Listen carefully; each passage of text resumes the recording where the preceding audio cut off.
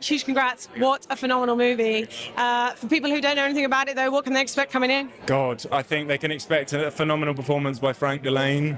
A lot of love and care went into it. I think it shows in the film, and I'm excited for people to see it. Yeah. And I know it's something that's very personal to you, you know, working with homeless charities, growing up in Walthamstow. Was this always going to be the story you wanted to tell for your first feature as a director? I think it became evident as I was starting to write it that it was the one that became the most important to me, and issues that I care about deeply, and a character that became very close to me. And so yeah, I feel very it feels special to be able to this to be the first one. It feels personal and important to me. Yeah.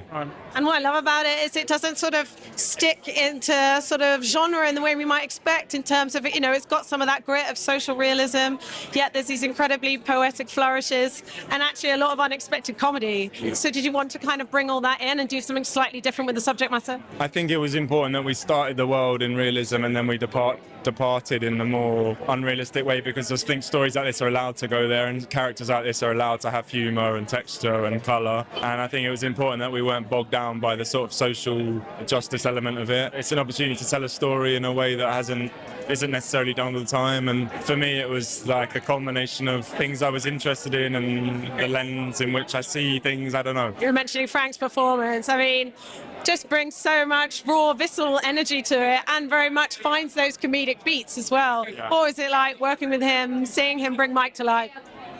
I mean, he's just like one of those actors that constantly surprises. He's very he does so much work, but he also turns up with a lot of like openness and vulnerability, and is willing to change in a moment. So you don't get that all the time. I think he's one of those rare, special individuals that just gives himself to it entirely. And yeah, we're very lucky to have had that. Yeah. You know, understanding how people get in these self-destructive streaks, it cycles, but also seeing the systemic issues that allows vulnerable people to fall through the gaps.